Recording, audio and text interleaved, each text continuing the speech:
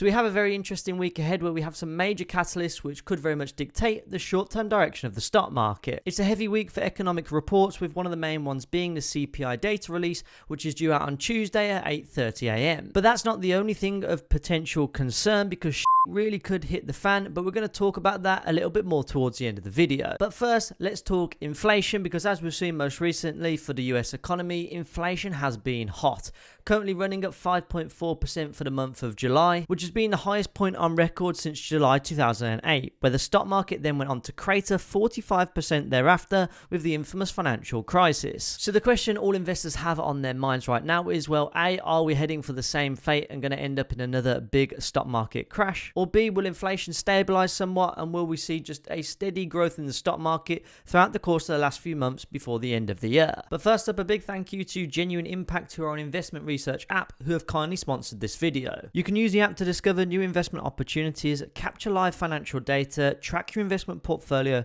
and compare different stocks and funds in order to help you take control of your investments. You can download the app for absolutely free by clicking on the top link in the description, and be sure to let me know what your thoughts are on the app down in the comment section below. So inflation reports this week very much could be one of the key indicators as to which direction the stock market will move between now and the end of the year. Economists' expectations are that they expect CPI to rise at 0.4% month on month, which could put inflation figures for 5.8% during the month of August. Now, one of the biggest risks to tackling inflation and growing inflation month in, month out, with it already being pretty high right now in the realms of 5 to 6%, if the Fed do not take action to reverse this level of inflation, we could certainly be presented with something called hyperinflation, which is certainly a situation that policymakers don't want to find themselves in. And we all know that the Fed has been printing money like no tomorrow, as we've all seen with the memes of Jerome Powell, due to the extreme money printing in which has taken place, which we can see by looking at the M1 money supply, as the numbers have simply gone through the roof in order to keep the US economy afloat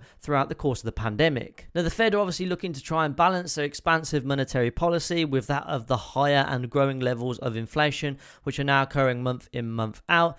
And because of that, they're probably going to have to try and turn the tap off of this unlimited money flow, which is certainly going on right now, potentially sooner rather than later. Some analysts and economists have even expected that the tapering of the quantitative easing programs may even start to happen at least before the end of the year. But if CPI data comes out higher than expected during the month of August, well, we could expect that money printer to be turned off potentially before the end of the month. But not only could we see a stop in the money printing, if the Fed decide that they want to reverse this whole inflation thing that's going on right now, they may look towards hiking interest rates in order to slow down consumer spending, and as a result, that could result in something called stagflation. And this is where it could potentially be bad for stocks and the stock market in general. Because as we've seen with all of the quantitative easing that's going on, asset prices and the stock market in general, as many people have called out, is absolutely in a bubble. Just this year alone, the year-to-date returns of the S&P 500 are at 18.7%, the Nasdaq at 17.3%,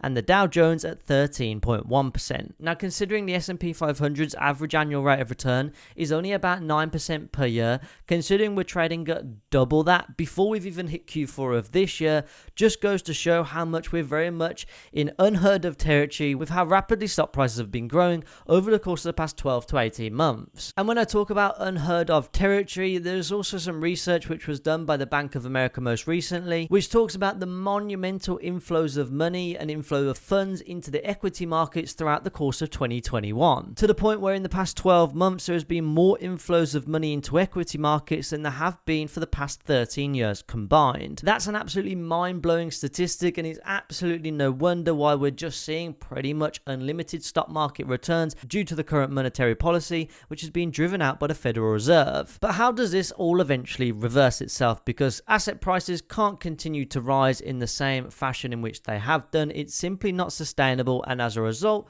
the bubble will eventually burst. Well, if we do get higher than expected inflation rates coming out in the reports on Tuesday, well, we could then start to see a tapering of quantitative easing, and then as a knock-on effect, we could also see a hike in interest rates too. And if this happens, I suspect, unfortunately, it will be pretty bad for the stock market. On the other hand, if inflation comes out a little bit lower than expected, the quantitative easing plans may eventually start to taper at some point in the coming months ahead, because inevitably you can't just keep printing money money from now until forever. It will eventually have to stop at some point. But nonetheless, if it's not as bad as expected, then we might not see any rapid changes in monetary policy. And as a result, it will be kind of a slower tapering towards quantitative easing. And as a result, there won't be any kind of short-term shocks to the economy. And as a result of which, we may see the stock market continue to kind of eke out a few more percentage returns over the course of the next coming months ahead before the end of the year. Regardless of the outcome, I think one of the other more concerning threats to the US economy right now, and just the US in general, and US equity markets, is not so much the fact of inflation and some of these economic indicators in which we're facing into, but it's more around the fact that the US could actually default on their national debt before the end of the year. And if this happens, we really could see financial Armageddon. And there's an article from CNN which I thought I'd just pretty much read out to you guys, because it pretty much sums up what the potential outcome would be if the US do default on their national debt. So as it says, the easiest way to spark a financial crisis and wreck the US economy would be to allow the federal government to default on its debt. It would be an epic, unforced error, and millions of Americans would pay the price. And yet that unlikely situation is once again being contemplated. If Congress doesn't raise the limit on federal borrowing, the federal government will most likely run out of cash. In short, a default would be an economic cataclysm, interest rates would spike, the stock market would crater, retirement accounts would take a beating, the value of the US dollar would erode, and the financial reputation of the world's only superpower would be tarnished. To give you guys a little bit of perspective just on how bad this situation could potentially be, the US national debt currently sits at 28.7 trillion US dollars, which is 125% of total economic GDP. Whilst right now the stock market looks pretty healthy, providing us all with fantastic return on investment, the economic indicators and the economic drivers behind it don't look all so healthy. I hate to be the guy that comes on here and has to share with you guys some of this bad news, but it is certainly just the facts on what we're currently being presented with, and I just want you guys to be prepared for the inevitable as to what potentially could happen and the potential worst case scenarios. However, this will, in the grand scheme of things, will very much just be a short-term impact to the US stock market and the US economy. For me personally, as a longer term investor with a 15, 20, 25 year time horizon, this isn't something that I'm overly concerned about. If indeed the stock market does crater, I'll simply use this as an opportunity to continue to buy into the US stock market and the stocks in which I'm specifically interested in investing into. Because for me personally, whilst there may be some tough times ahead in the stock market, it obviously all can't be sunshine and roses for now until forever. So because of that, I'm very much going to be prepared for the worst case scenario. But for me, as someone who's still optimistic on the US economy, the US stock market, and the US stocks in which I'm investing into, it'll just be an opportunity to continue to average into the companies in which I'm interested in investing into and building my position over time. And as a result, being able to buy in at potentially big discounted prices will only benefit me 10, 15 or 20 years into the future. So of course it's a lot to take in, and by all means none of this may happen whatsoever, and the stock market may just continue to go up in value